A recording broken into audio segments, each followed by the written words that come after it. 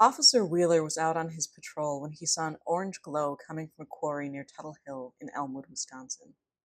Thinking that it may be a fire that had gotten out of control, he decided to go investigate and drove near the location and up onto some higher ground. However, at this point, he sent out a call that simply said, "My God, it's one of those UFOs again."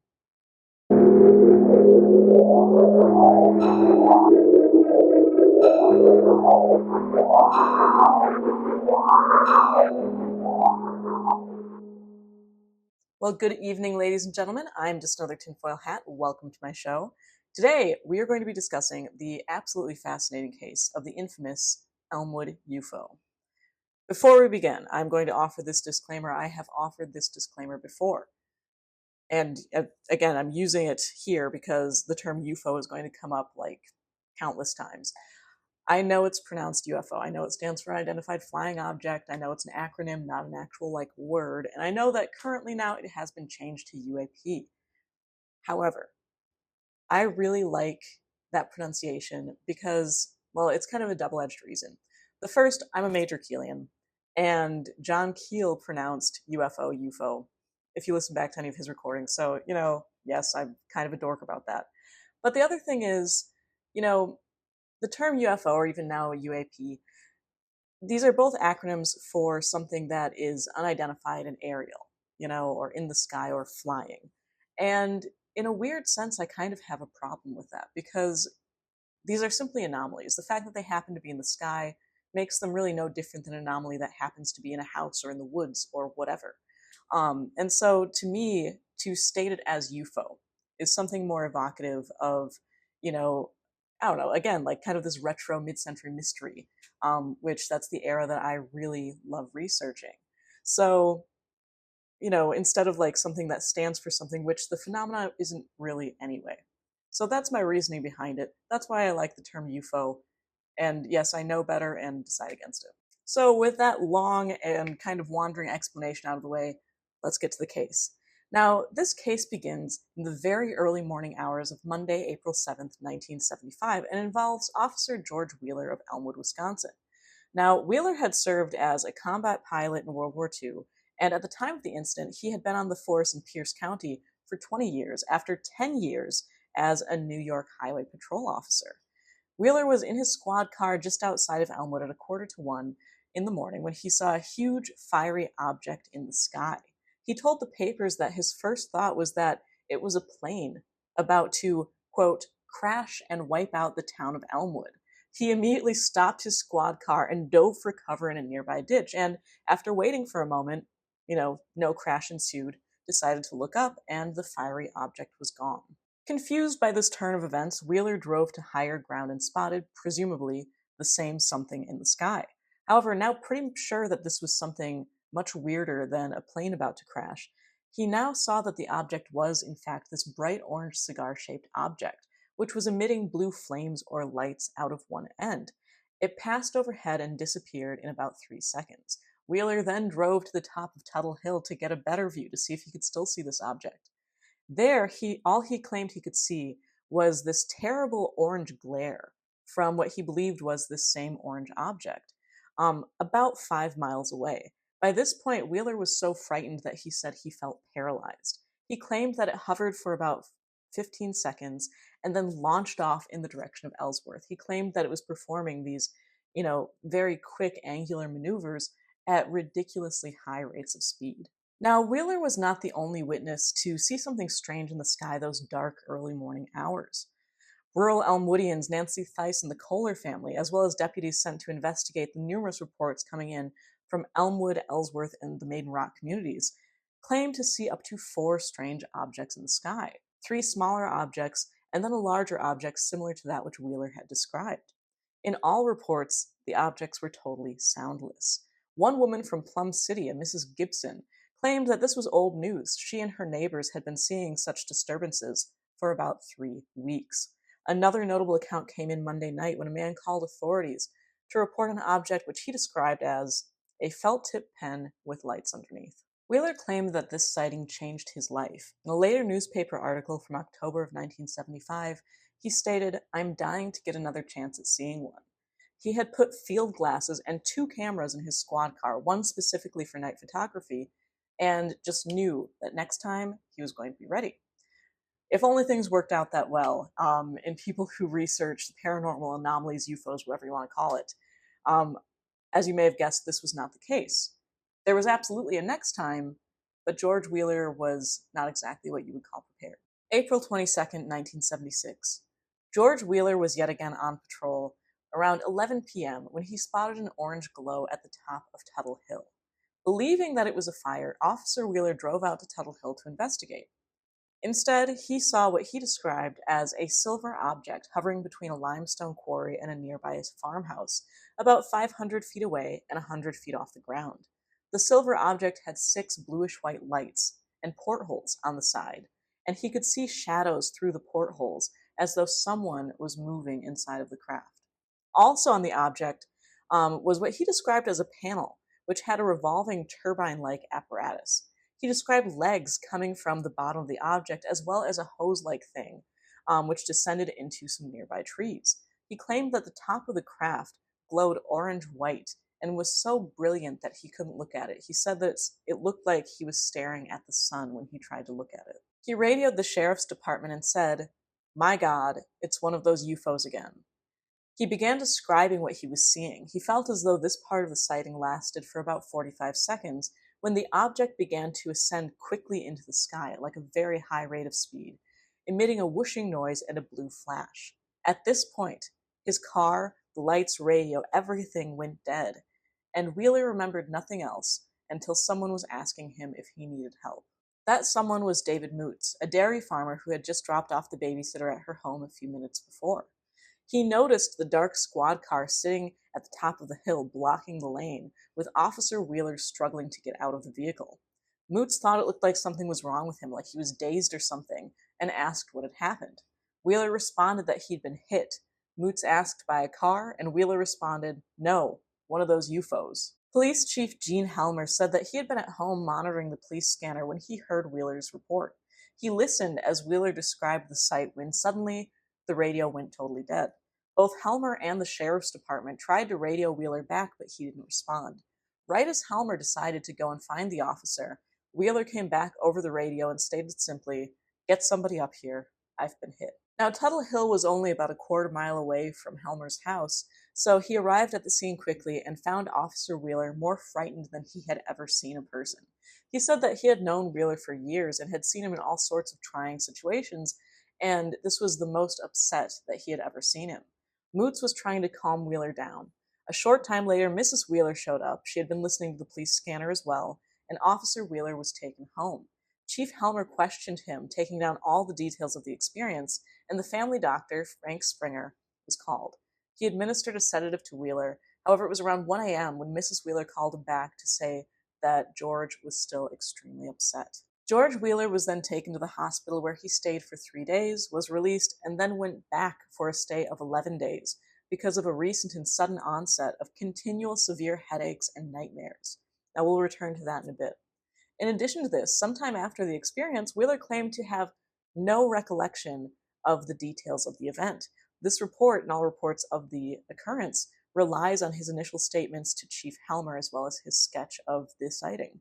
Additionally, although the squad car had been recently checked and tuned up before the sighting, after this incident, all of the points and plugs had to be replaced, and the starter began to act up. There were other reports in the area at the time. The nearby farmhouse, adjacent to the quarry where the UFO was spotted, was owned by one Mr. O'Brien, who told investigators that he hadn't seen anything. He was watching TV, actually Perry Mason, because that came on at 11. But the funny thing was, his TV had quit a few minutes after the show started, right about the time that the light would have struck Wheeler's vehicle. At another nearby farm, a 9-year-old boy said that he and his sister had recently come back from town around 11 o'clock, and the dogs were behaving strangely. Instead of greeting the pair like they normally would, they didn't respond to the children at all, instead just barking into the night. A woman, Mrs. Wergland, said that she got up to take some medicine when she heard her cuckoo clock strike 11, it was when she took her pills, and saw through the kitchen window a bright orange, moon-shaped object over Tuttle Hill. She said that she watched it for a few minutes and then went to bed, where she didn't even bother to wake up her husband because on the many previous times that she had seen strange objects in the sky, he told her just to go back to bed without even checking. Mr. Fredrickson of Elmwood also saw the object. The police chief's wife called him asking for him to go to the window and see if there was something out there, and he described the sight as like an orange half moon or the moon cut in half, hovering over Tuttle Hill. Now, regarding this second experience, George Wheeler was quoted as saying, "I don't know what I saw, but all I know is that I don't want that experience repeated ever again." A far cry from the cheery hope for a second sighting. But the truth is, all of the night vision cameras in the world couldn't protect Wheeler from his newfound belief. After this second incident, he believed that UFOs were piloted by beings out to kill us. This is a humdinger of a case, and the reason that Elmwood is considered one of 3 UFO capitals of the world, all of which are, of course, located right here in Wisconsin, America's scary land. And although it lacks, some of my favorite aspects of high strangeness encounters, namely occupants or entities, whatever you want to call them, it certainly makes up for it in just the general eeriness of the sighting and the facts of a life altered. Now, again, I know I just mentioned this, but it is really sad to me that you have this account of George Wheeler in October of 75 dying for another chance to see one, a UFO, with his field glasses and 2 cameras perched in his squad car, to what happened after he did get that second chance. After the closer encounter and the subsequent knockout, Wheeler swore that he never wanted to see anything like that again and garnered a belief in the harm intended by whatever forces behind the UFO phenomenon. Now, I will say that Wheeler falls into the category of a repeater witness, a pattern noted by many prominent researchers of the paranormal, including J. Allen Hynek and John Keel. Now, one of the most intriguing aspects of this case to me is the evolution of the object. You have this thing spotted in pretty much the same place by the same person a year apart. In the first case, it's a rather generic object. Orange cigar-shaped craft emitting blue lights. Not much detail. Soundless. In the second sighting, a year later, it has all these details. The hose, the turbine-like thing, the portholes. Now, to me, this plays on a few ideas. I am a major subscriber to the concept that the actual image of the anomaly may be false. That may be the most subjective part of any experience, clothed by the viewer's beliefs, backgrounds, etc. Now, it's very intriguing to me that Wheeler, again, a former combat pilot from World War II, upon spotting this anomaly a second time, notices all of these analog details. The turbine, the hose, the landing gear, the silver machine-like appearance. It becomes a much more, we would consider some sort of flying machine. And he also notices the beings moving inside the craft. Now, it's at this time that he decides that the things inside the craft, the things piloting it, are harmful. They're out to get him. Now, if we kind of go a step further, is this because of his background, where he would have contended with people in airborne objects that did intend to harm him? Effectively, if anomalies clothe themselves in our anticipations, our own personal mythologies, is this what George Wheeler saw in his second sighting? Kind of following on this concept that perhaps these objects are somehow influenced by the, thoughts or memories or personal mythologies or beliefs or whatever of a core observer, we have this notion that other people who had far less close encounters, who observed this object at the same time, saw it with much less detail. For the other witnesses, it was simply an orange half moon or ball of light or cigar-shaped object. In my opinion, this kind of goes back to Paul Devereaux's theory of proto-entities, that the anomaly is some malleable energy form that maybe reflects our anticipations back to us, and in these less close encounters, maybe they were witnessing just a more basic form that was somehow outside of the sphere of their influence. Now, also kind of tangential to this topic, Keel was a proponent of the idea that the image of the anomaly, the so-called hard sightings of craft or monsters or whatever, may actually be less important than the so-called softer sightings of light anomalies. On a side point, too, regarding Keel's work, this second encounter actually took place over one of his preferred UFO haunting grounds, a quarry, so that's kind of interesting. Anyway, perhaps in melding these ideas, the image of the anomaly truly does tell us more about ourselves than it. Now, one thing that really sets this case apart, for me at least, is that it is rife with long-term effects. From the first sighting, Wheeler was a changed man. When the Eau Claire Leader Telegram checked up with him in October of 1975, not only had his mind changed on UFOs, prior to this sighting he just had zero interest, but Wheeler claimed that he had been ill from that fateful night on. Even through regular doctor visits, no one could determine what was wrong with him, although Wheeler himself had his own fearful superstition. He thought that the UFO may have been radioactive. Follow this with the later, occurrence where he then had an onset of headaches and nightmares, which he had never before experienced. And you have this trace evidence of this absolutely wild encounter in the form of a person who has developed pretty serious physiological symptoms that don't go away. This isn't the only evidence beyond Wheeler's eyewitness account, or even the other eyewitness accounts. You have the TV going out at the same time the car does. Again, there are so many of these cases where it seems to be evidence of some sort of widespread EM effect. In this case, of course, too, you have the car shutting down, which we've seen time and time again. The Marlinton encounter, where it was a Bigfoot-like creature, the recent video I did on the Bent's Basin sighting of a UFO and some strange humanoid. Time and time again, it seems like there is this effect on electrical appliances. Wheeler described this object, too, as moving at insanely high speeds, making 90-degree turns without slowing and vanishing in a second. Now, these things are impossible for objects as we understand them to do in physical reality as we understand it, especially soundlessly or without disturbing the space around them. Something like this should generate some sort of change in the environment. Yet it's reported time and time again. And here too, you could argue, hey, maybe he was just a nut job. But then you have to contend with and account for the dozen or so other nut jobs that reported the same thing at the same time. And, truly, this is the paradox with anomalies. So much evidence points to a subjective experience, almost like some sort of dream experience, that is somehow often confirmed to happen in objective reality by other witnesses or trace evidence. So, if we can't reason away the anomaly, we have to kind of reason around it. And truthfully, it's very exciting because the ramifications of these things consistently defying natural laws, it seems like they exist almost at some intersecting point between subjective and objective, between energy and matter. I mean, it could really revolutionize our thinking about the world and how it works. As with many other experiencers, too, Wheeler did not jump to conclusions. The first time he saw the object, he genuinely thought it was a plane on fire and jumped into a nearby ditch. The second time he saw it, in the same location as the previous sighting, mind you, he didn't even jump to "it's a UFO" then. He thought it was a fire. Bear in mind, too, this is someone who fought in World War II, served on the New York Highway Patrol for 10 years, and then an additional 20 years as an officer in Elmwood. For a time, he was actually Elmwood's only police officer. I mean, sure, it was a town of around 780 people, but still. And this guy was so frightened by what he had experienced that he had to be calmed by a passerby, given sedatives, and then had lasting nightmares. Whatever he spotted was truly the catalyst for a changed life.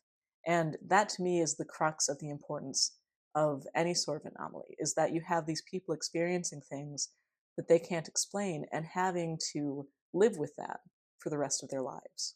Well, if you enjoyed this episode on the infamous Elmwood UFO, please like, and if you're new to this field of crop circles, go ahead and subscribe to see what weirdness the future may have in store.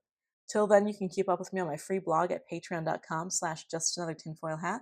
And for today, I am Zelia Edgar, signing off. Do